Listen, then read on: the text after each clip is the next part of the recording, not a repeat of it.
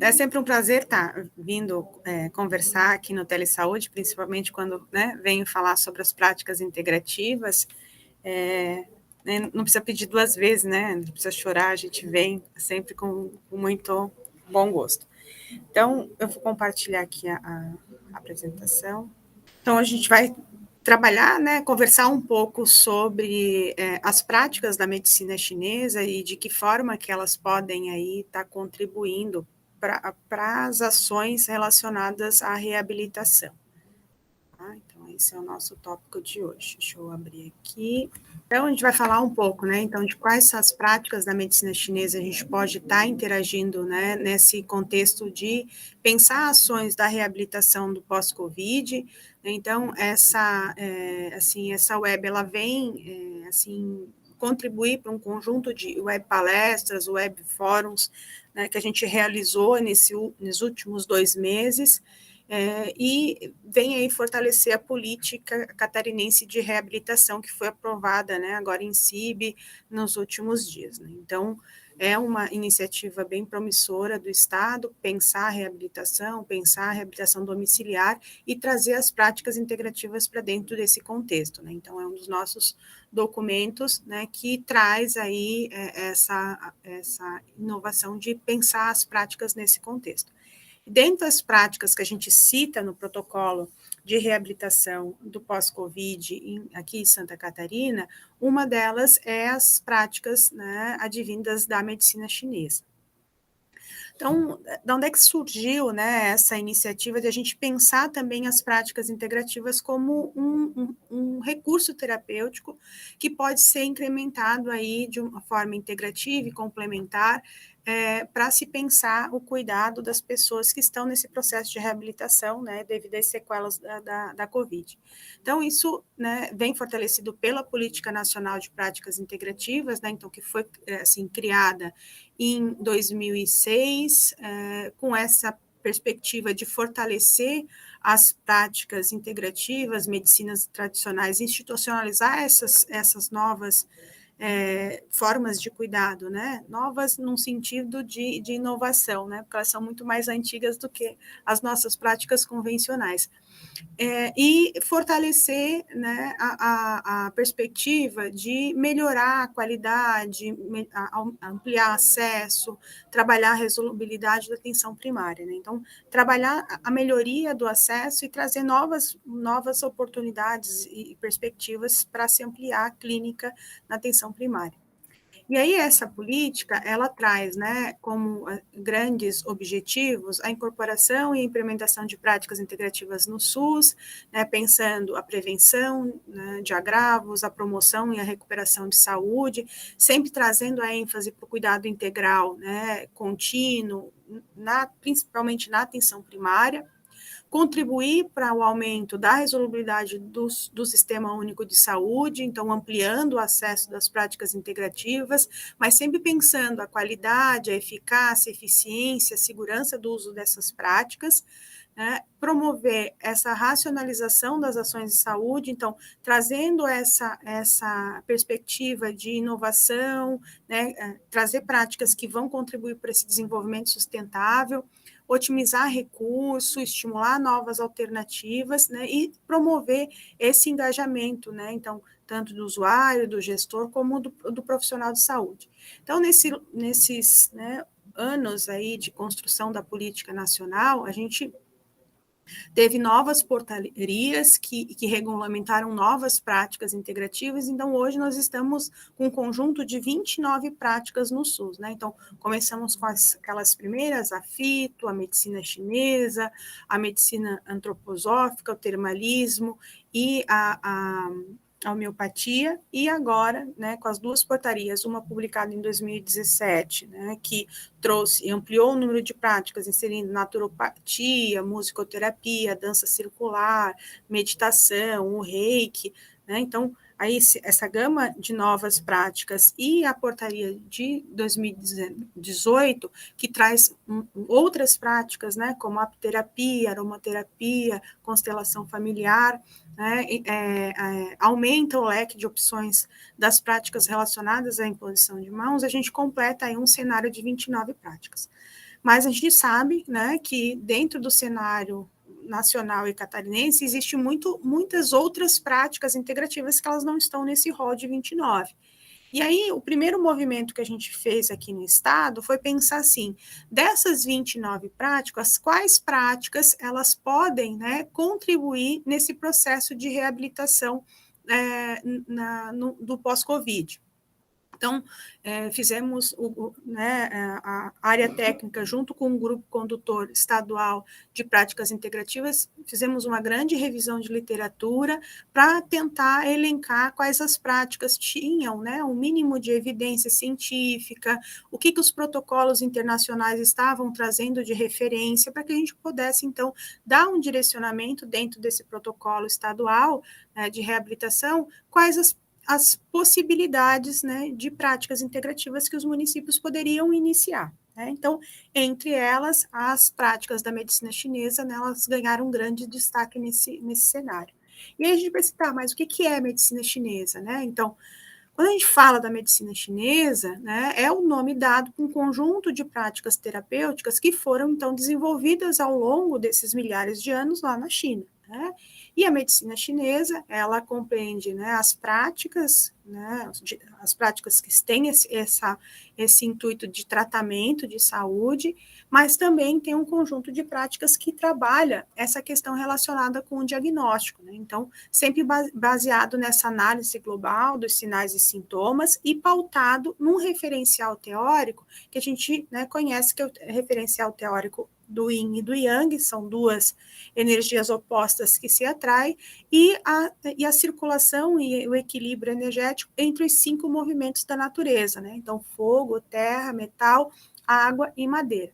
E a partir dessa cosmologia, dessa forma de pensar, essa racionalidade em saúde, ela pode, né, ter a mesma doença sendo tratada com tratamentos diferentes, diferentes doenças tratadas com as mesmas práticas, e isso tudo, né, com um enfoque maior para a pessoa, né, para o doente, e não tanto para a doença. Né? Então, aí traz, né, um primeiro movimento para dentro da atenção primária, para se a gente desfocar um pouco da doença e pensar com esse foco mais centrado na pessoa, nesse cuidado mais integrativo, né? Então, mais global da pessoa e não tanto na doença. Né? Então, a partir disso, a gente começa a olhar os referenciais teóricos, né, da medicina chinesa, e a gente começa a perceber que, para a medicina chinesa, o corpo humano, ele não é só o corpo físico, né? Então, o corpo humano, para a medicina chinesa, ele é o resultado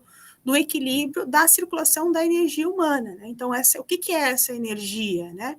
É essa força, né? Esse impulso motor que vai se manifestar de diferentes formas, né, em comportamento no nosso corpo, e que ele serve, né, como essência, como essa capacidade que o corpo tem de produzir trabalho, atividade, dinamismo, força, criação. Né? Então, é o nosso sopro da vida. Mas também é aquela energia que nos dá, né, os limites. Né? Então, faz com que eu consiga chegar no final do dia, né, tenha o time de cometer, né, de descansar, de repousar. Né? Então, são duas energias que tanto vai me dar atividade, que é o que a gente chama de energia yang, como também vai me dar, né, os limites para o descanso, para o repouso, para a gente poder fazer essa troca, né, essa renovação da nossa bateria diária, né, que é recarregada diariamente por essa energia que circula, tanto internamente como externamente no organismo. E quando a gente, né, vai falando sobre a medicina chinesa, a gente vai pensar assim, bom, mas onde que circula essas energias, né? Então, o nosso corpo, ele é formado por centros bioenergéticos, né? Então, os grandes centros, os mais conhecidos são os chakras, que são mais, assim, discutidos na medicina Ayurveda, né, no yoga, no reiki, que são centros bioenergéticos que fazem essa captação de energia, emanação de energia, né? Então, eles ficam mais centrados na região principal aqui, né, da nossa coluna, né, que é o que a gente conhece, os 7 principais chakras, mas a gente tem muitos mais, né, chakras distribuídos no nosso corpo. Nós temos a aura, que é esse invólucro, né, bioenergético que circunda o nosso corpo, que é resultado da nossa harmonização, né, emocional, física, mental e energética. Temos os meridianos, que são, então, esses canais de energia que promovem a ligação entre o interno e o externo, transmitindo essa energia para todos os nossos órgãos e nossas vísceras. E também temos, né, pequenas áreas no nosso corpo que conseguem representar a totalidade, que são os microsistemas, que são, então, essas pequenas regiões do corpo que conseguem representar o corpo na sua totalidade e também fazem essa distribuição de energia no corpo. Então, quando a gente fala em medicina chinesa, né, a gente está falando de energia, né, desse impulso motor que vai se manifestar em diferentes conotações. Né? Então, o alvo, né, o centro da atenção aqui não vai ser tanto o corpo físico, e sim, né, tentar entender como que está essa circulação energética aí no corpo humano.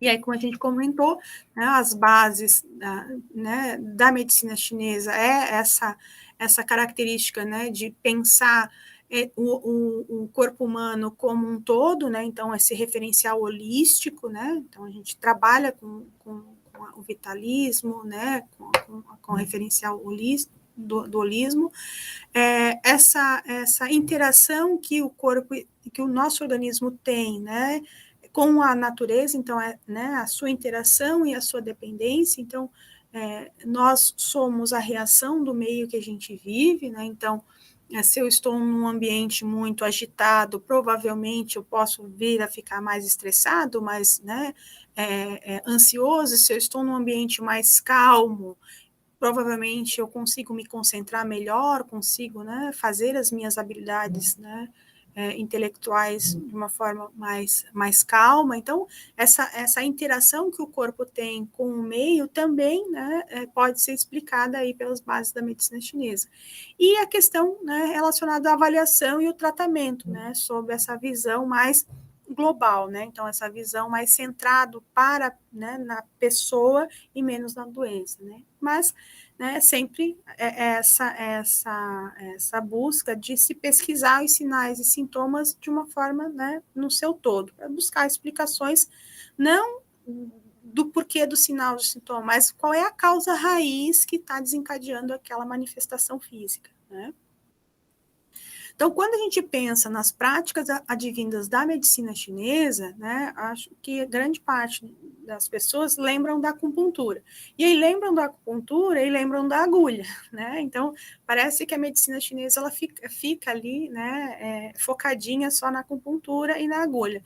Mas existe um conjunto muito amplo de práticas, né? Então, não só o agulhamento, então, a acupuntura eu posso fazer por digitopressão, eu posso fazer com aplicação de ventosa, posso trabalhar com moxa-bustão, com eletroestimulação, com laser, né? Hoje em dia tem novas técnicas, né, como a coloripuntura, associando a cromoterapia, associando magnetos, associando sementes. Então, existe uma gama muito grande de práticas que podem, né, trabalhar com essa perspectiva de estimular os pontos de acupuntura. Temos também a medicina, né, dentro da medicina tradicional chinesa, a fitoterapia chinesa, que ela não é só o uso das plantas medicinais, mas é uma farmacopeia, né, onde utiliza animais, minerais e plantas, né, dentro da perspectiva da medicina chinesa, pensando o sabor, pensando a energia dessa planta, se ela é mais quente, se ela é mais fria, e como que ela vai agir nas síndromes energéticas, né, então, uma síndrome Yang, que é uma síndrome mais quente, uma síndrome, né, mais aguda, ou uma síndrome Yin, que é uma síndrome mais crônica, mais fria, né? Então tem essas relações. E também a dietoterapia chinesa, né? Então a alimentação dentro da medicina chinesa é um ponto muito importante, porque é a nossa primeira fonte de energia adquirida, né, que é o que a gente chama de energia pós-celestial, né, que é aquela energia que eu vou captar do alimento e vai entrar no processo de transformação para refinar as energias. A massoterapia, né, então nós temos a Tuiná, que é a massagem chinesa assim, mais conhecida. O guaxá é muito utilizado na área da estética, mas também temos, né, uma grande participação do guaxá na área terapêutica. A meditação, então existem diferentes técnicas de meditação. Aqui no Brasil a mais conhecida é o Mindfulness, mas nós temos as meditações taoístas, as meditações budistas, né, que tem esse referencial aí advindo da medicina chinesa. E os exercícios terapêuticos, né? Então entra o Lian Kun 18 terapias, o Tai Chi Chuan, as técnicas de Qigong, né? Então, diferentes técnicas aí que trabalham essa relação com a atividade física, né, e o movimento. E aí a pergunta, né, como é que a medicina chinesa pode contribuir para a promoção de saúde, prevenção de doenças e recuperação de saúde no contexto da pandemia, né, que é o que a gente pensou de discutir um pouquinho aqui. Então, se a gente for fazer uma busca da literatura, né, a gente vai ver nos mapas de evidência produzidos pelo consórcio, né, de pesquisa das práticas integrativas, lá no portal da Bireme, né, em parceria com a OPAS, a gente vai ver várias indicações das práticas integrativas, né, nessa perspectiva de contribuir, né, para o equilíbrio energético, melhorando funções fisiológicas, oxigenação, circulação sanguínea, linfática, bem-estar físico, emocional, eliminação de toxinas, né, trabalhando questões relacionadas ao relaxamento, então vai ajudar na redução de tensões musculares, alívio de dores crônicas, agudas, né, assim, nos tratamentos de fadiga, lombalgia, cervicalgia, enxaqueca, também tem, né, informes técnicos trazendo a discussão da acupuntura, né, e as outras práticas integrativas da medicina chinesa no tratamento da diabetes, né, para complementar o tratamento da diabetes, para complementar o tratamento da obesidade, da hipertensão, né, então essas doenças, né, crônicas aí, né, que vem aumentando muito os nossos indicadores, também, né, a melhora da qualidade de vida, do sono, redução de estresse, transtornos emocionais, doenças pulmonares, né, obstrutivas crônicas e melhorando também, inclusive, né, a cicatrização de feridas, tá? Até a gente já teve outras palestras aí que a gente trabalhou essa perspectiva aí da acupuntura no processo de cicatrização de feridas. Então, não só, né, nesse contexto, né, de doenças crônicas de reabilitação, mas também, né, em outros contextos, como na saúde da mulher, né, na saúde das gestantes, para trabalhar desconfortos pré e pós-natal, edema de final de gravidez, sintomas de menopausa, trabalhar a questão de fertilidade e também no cuidado de doenças mais, né, doenças crônicas, como fazer o cuidado complementar dos pacientes que têm câncer, esclerose múltipla, para diminuir aí tanto, né, o controle dos sintomas físicos, psicológicos, tanto vindos da doença, como também, né, do próprio tratamento. Então, tem bastante literatura aí que fundamenta, né, essa inserção das práticas integrativas. E aí, no contexto da pandemia, né, e assim, trazendo o foco para a reabilitação do pós-Covid, o que a gente viu que a literatura, né, ela traz? Apesar de ser uma literatura ainda não, né, assim, robusta, mas os estudos que a gente encontrou no âmbito internacional trazia que a inserção das práticas da medicina chinesa vão ajudar na melhora da imunidade, no tratamento, né, complementar dos sintomas de infecção respiratória, no estado mental e emocional e trazer né, esse reforço da vitalidade dos órgãos e das vísceras. O que a gente percebe no paciente pós-Covid? Né? Fadiga, falta de paladar, falta de, né, de olfato, né, muito cansaço, né? Então, assim, parece, e é o que as pessoas falam, né?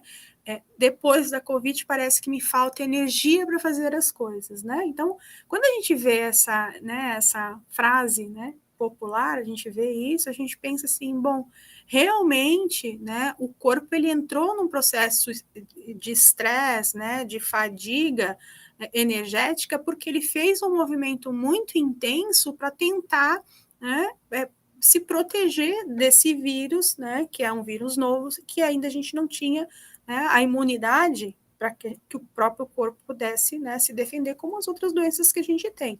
Né? Então, quando a gente pensa aí, né, o SARS-CoV, que é um vírus RNA, né, da família dos coronavírus, né, e que ele vai fazer, né, essa agressão ao corpo humano, né, então, e aí ele vai começar, né, com sintomas clássicos de febre, aversão frio, dores de cabeça, nariz, né, obstruídos, e aí, como é que a medicina chinesa, né, a abordagem da medicina chinesa, né, interpreta isso, né? Então, dentro da abordagem da medicina chinesa, nós vamos, né, como acupunturistas, dizer que isso é uma síndrome, né, externa, né, é um fator patógeno, né, externo que está invadindo aí, né, o organismo.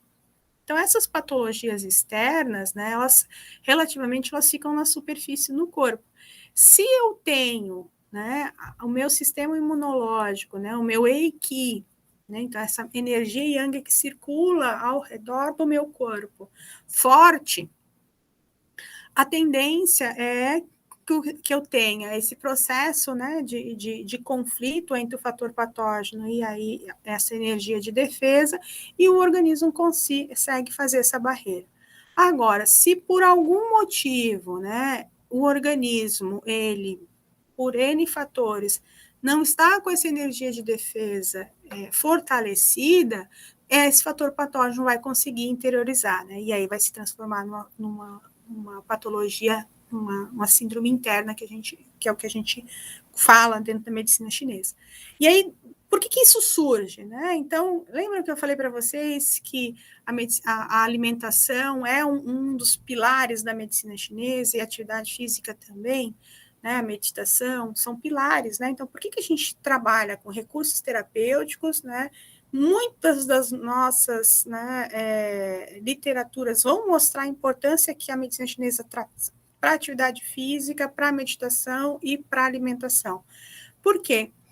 Porque no entendimento da medicina chinesa, né, a alimentação nos traz a energia, né, pós-celestial, né, a energia que a gente adquire da alimentação. E essa energia vai ser transformada, né, nos órgãos, né, ali no estômago e no baço pâncreas, e essa transformação, né, vai tirar a energia da alimentação. E aí vai se transformar e refinar nas energias que circulam internamente, vai produzir sangue, energia, né, que vai circular ali os nossos meridianos. E a nossa respiração, né? Então, quando eu faço um exercício de meditação com respiração, eu estou respirando. Então, quando eu né, tenho essa oportunidade de treinar a minha respiração, fazer um bom processo de respiração, eu também estou trazendo energia, né? Yang para o nosso organismo, porque é a energia que vem, né, do céu, né, energia yang. Então, eu consigo fazer essa renovação entre energia yin e yang, fortalecer essa energia yin e yang, que vão, né, fortalecer toda a circulação energética dentro do meu organismo. A partir do momento que eu não tenho uma boa alimentação, né, tenho uma vida estressada, não consigo fazer essas renovações, vai faltando energia num meridiano, no outro meridiano, e aí começam os adoecimentos. E aí é nesse cenário que o fator patógeno ele se instala, né? Então, eu tenho aí o fator patógeno, né, entrou dentro do meu organismo pela boca, pelo nariz, né? Vai invadir primeiro quem? Pulmão. Por que ele invade primeiro o pulmão? Ah, porque ele é uma doença respiratória? Sim, ele é uma doença respiratória.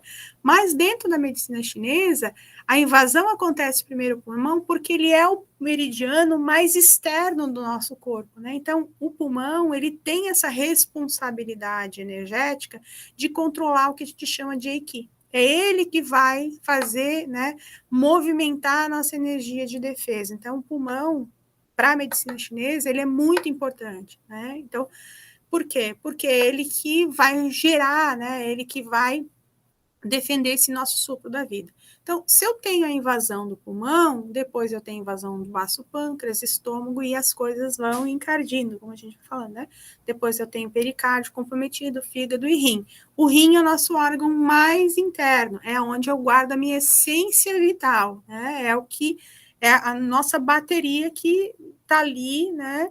Armazenadinha para a gente durar ali 120 anos. Então, se, né, o fator patógeno consegue, né, estragar esse processo de circulação e regeneração energética, eu vou ter aí instalando-se cada vez a doença cada vez mais crítica, né? E aí a gente fica refletindo, né, de repente, né, possa ter aí, né, alguns fatores que levam uma pessoa a ficar com a COVID mais grave, outra, né, com uma COVID mais leve. Como é que está esse processo, né? Como é que está a energia dessas pessoas? Além disso, as emoções, né? Então, a medicina chinesa, ela traz as emoções também como um fator patógeno e aí interno. E aí, pensem assim, a gente já está ali acometido, né, com Covid, que acometeu o meu pulmão, que tem né, essa responsabilidade de fazer minha defesa. Então, estou com meu pulmão deficiente. E aí, a gente entra todo naquela, né, questão da tristeza, da angústia, né, da frustração. Então, todo aquele processo, né, ali do adoecimento que, né, as emoções, elas acabam aflorando. Então, essa tristeza prolongada, né, ela acaba, né, trazendo ainda mais, né, deficiência energética para o pulmão, e aí, né, toda a circulação energética ela vai se prejudicando, né, e aí, né, o negócio, ele vai, né, a doença ela vai se interiorizando, né, a energia de defesa não consegue, né, expelir esse fator patógeno, e aí se instalam as deficiências energéticas, que é o que a gente chama, que é o que a gente vê muito presente aí nos pacientes, né, no pós-Covid. Então, eles tiveram aí um processo aí de luta, de tentativa de exteriorizar esse fator patógeno nesse sentido de melhora, e ele vai desgastando toda a energia, né, interna que existe. E aí, como é que a medicina chinesa, né, faz as suas avaliações, né? Uma delas é a avaliação da língua. Então, saiu um estudo que avaliou em torno de 1.000 e poucas línguas, mas não na medicina, não na perspectiva da medicina chinesa, na perspectiva biomédica mesmo. E o que eles notaram? Eles notaram que todos os pacientes, né, que foram internados com a COVID tinham esse aspecto de língua, essa língua edemaciada, com essa fissura lá no central, né, bastante saburra, e alguns, né, essas craterinhas, né, que a gente vê aí, né? De repente, para, né, nossa linguagem biomédica, é uma língua característica de COVID, né? Isso chamou atenção nesse estudo. Mas para a medicina chinesa é um indicativo muito importante de deficiência de pulmão e baço pâncreas, né? Então, essa língua dilatada, inchada, com marca de dente, né, dentro do diagnóstico da medicina chinesa, é o que a gente caracteriza, né, é um indicativo, olhando o meu, né, externo, é um indicativo que o meu interior, né, que o meu pulmão, o meu baço pâncreas, eles precisam aí de alguma ajuda por meio das práticas, né, no caso aqui, a gente pode estar utilizando as práticas da medicina chinesa. E aí, quais práticas a gente, então, pode integrar esse conjunto de ações, né, que vão ajudar aí na recuperação do pós-Covid? Então, buscando aí os protocolos, né, mais recentes, né, então a gente tem aí um dos protocolos que está sendo bastante utilizado pelas equipes de saúde, que é o protocolo de Mocha-Bustão, que é aplicar quem, né, faz e tem as práticas integrativas na unidade de saúde, aplicar a Mocha-Bustão no ponto E36, pericárdio 6, intestino grosso 4, e o vasoconcepção 4, né, estipulando cada ponto 10 minutos, então, aproxima, amocha o bustão, né, e afasta, a pessoa sente, parece que está queimando, mas na verdade não está queimando, você está colocando calor ali. O que esse conjunto de pontos vai fazer, né? Esse conjunto de pontos, ele tem essa função primordial de trazer energia, né, para baço pâncreas, principalmente baço pâncreas e pulmão, né? Então, revigorar a energia, né, que essa pessoa ela tem perdido. E o que a gente vem assim observando com alguns profissionais que vêm aplicando esse protocolo, que muitas pessoas que têm falta de paladar, falta de olfato, né? Muita fadiga, né? Com a aplicação diária desses pontos, inclusive a gente pode orientar que o paciente faça a autoaplicação da moxa, né? Aí vai demandar do profissional ensinar a localização dos pontos para que ele possa fazer com mais frequência. Então, a moxa, né? Então, aí um bom recurso para se trabalhar na recuperação do pós-Covid. A acupuntura, né, então, para quem é acupunturista, 10 minutos. Já estou terminando. Quem é acupunturista vai poder trabalhar com agulhamento. Quem não é acupunturista pode buscar o recurso da digitopressão, né, de trabalhar com magneto, com stipper, com sementinha, né? Então, não se limitem só com as agulhas, vocês inclusive podem fazer protocolos de autocuidado, né? Que a gente colocou alguns exemplos para estimular energia de pulmão, para trabalhar aí tosse seca, né, fadiga, vocês podem ensinar o paciente a manipular, né, fazer automassagem desses pontos. A auriculoterapia, né, então na pandemia foi a prática da medicina chinesa que mais despontou, então, a gente saiu aí de 4, 5 mil procedimentos para 22 mil procedimentos em 2020. Né? Então, Santa Catarina investiu, né, bastante aí nos protocolos de auriculoterapia. Nós temos a formação aí da UFS, que eu acho que isso também fortaleceu o crescimento dessa prática, né, entre os profissionais da atenção primária. Então, tem diferentes protocolos que vocês podem, né, estar buscando. Os protocolos que vocês já conhecem, mas, né, o Intermediate Junior, ele traz aí, principalmente, né, eu recomendo Xemen, rim simpático e o ponto da alegria, para se trabalhar essa regulação do humor, né, melhorar sono, imunidade, né, que são pontos bem interessantes para se trabalhar na auriculoterapia. As práticas corporais, né, então, trabalhar a questão do fortalecimento muscular, muitos pacientes aí ficaram com algumas sequelas, né, musculoesqueléticas. O interessante do Lian Con, que necessariamente não precisa fazer ela em pé, vamos supor, se o paciente está acamado, né, ou ele não consegue se levantar, dá para adaptar essas práticas, né, esses exercícios aí, com respiração, com movimento, mesmo o paciente sentado, né? Termalismo, balnearioterapia, crenoterapia, para quem tem aí, né, o mar e água termal próximo. Aqui é um outro exercício da medicina chinesa, né? Então, os exercícios de Qigong.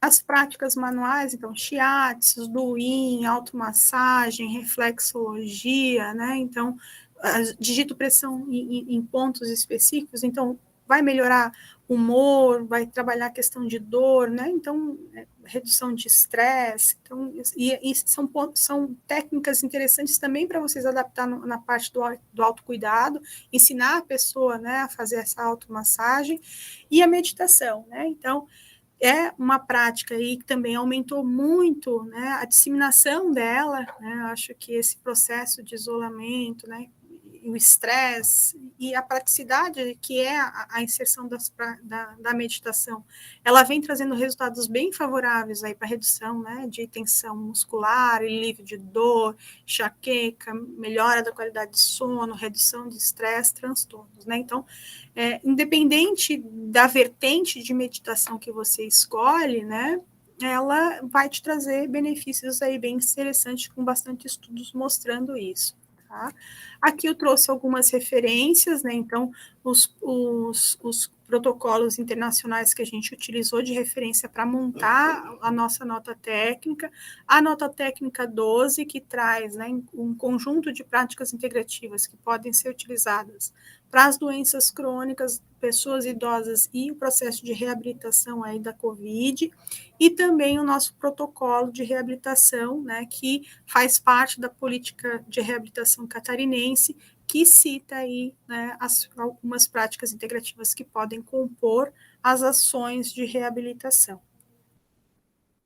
A gente abre aí para as perguntas e respostas, a gente fazem as perguntas, a gente dá as respostas, as que a gente não tiver, a gente guarda e depois responde, né, Djalma? Beleza? A Maria Isabel Prato tem uma pergunta. Ela tem dúvidas, na verdade, sobre a mocha bustão, é isso, Gisele?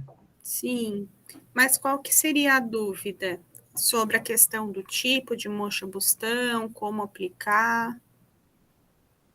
Você vai especificar um pouquinho Tipos e pontos. Então, ali dentro do protocolo que a gente colocou, né, a gente trouxe um conjunto de pontos, né, ali, vasoconcepção 6, vasoconcepção 4, né, intestino.